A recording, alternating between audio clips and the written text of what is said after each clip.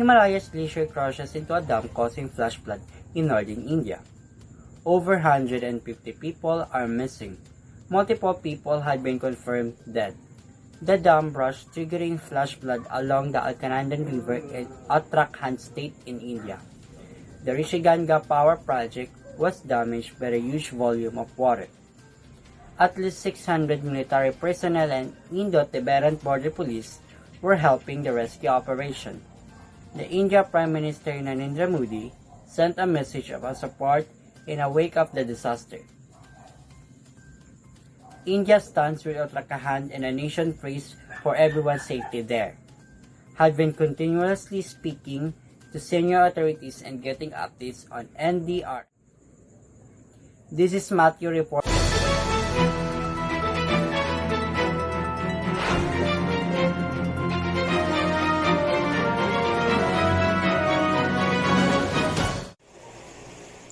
Indonesia tigers.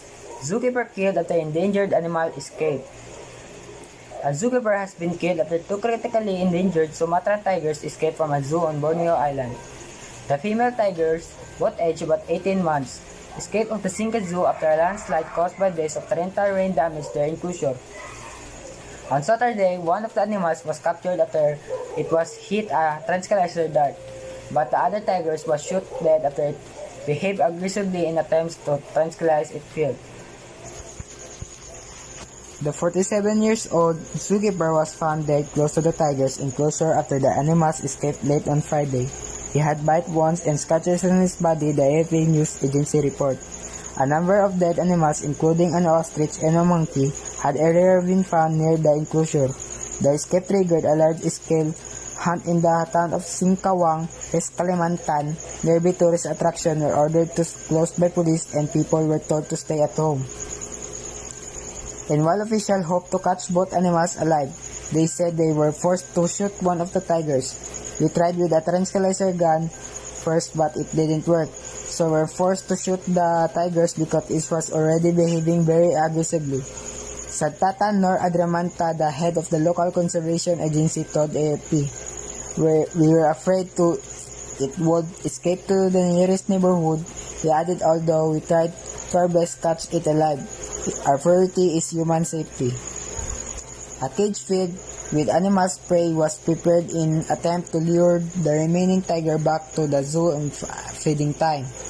Drones were also used to try to locate the tigers in dense forest and surrounding the zoo. With a hard time finding them, the local police chief told CNN Indonesia, but officially managed to capture it alive.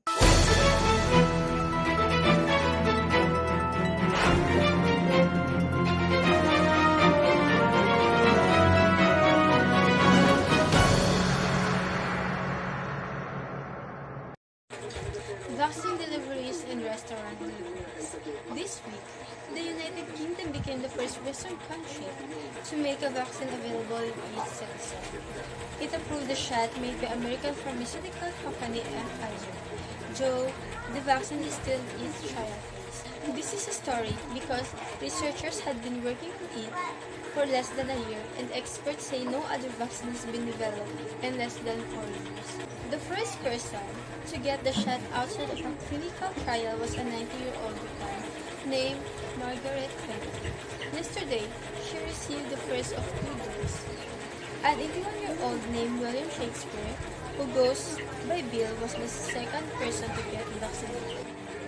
Britain has ordered enough vaccines for about a third of the 66 million people. Not all doses will be available immediately.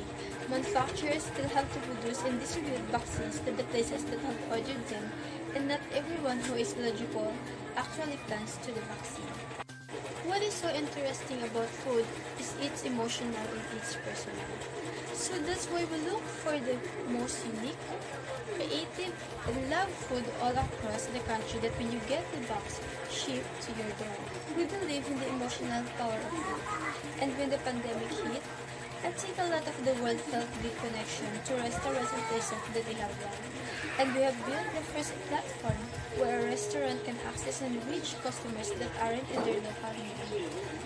As Poseidon allows a mom and pop restaurant have omnichannel and immersive capabilities.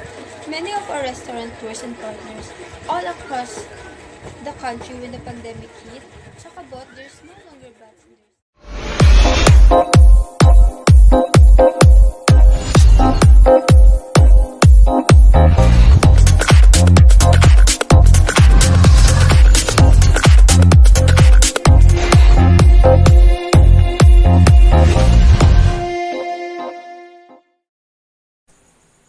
Welcome back to the channel. Today on Famous Focus, we are going to be checking out of the one of the famous TikTokers in the world, Charlie D'Amelio. You will know Charlie, is it if you don't, then obviously you have been on the internet the last 12 months. So many people have seen the young star's success, belong up, and obviously want to copy, and they are starting to create and be similar to here. But is the good idea or not? So many younger people are influenced by what Charlie D'Amelio does, and it's shocking to see what she is doing. So make sure you stick around for the whole video. Today, as we are going to be talking a deep into the world of Charlie D'Amelio and everything that shows she is actually really rude in the real life. Before you decide that you want to become a TikToker or YouTuber, then make sure you watch this to see what our favorite start of Charlie D'Amelio. It's like in a real life. Charlie D'Amelio, because of celebrity, becomes a social media platform, TikToker, together with his sister Daisy D'Amelio, who is always very famous on the same platform. But it is once not being an easy read for the both of them, because a lot of people have been criticizing them because of different reasons, and they had their fair share of issues and controversies, and one of these controversies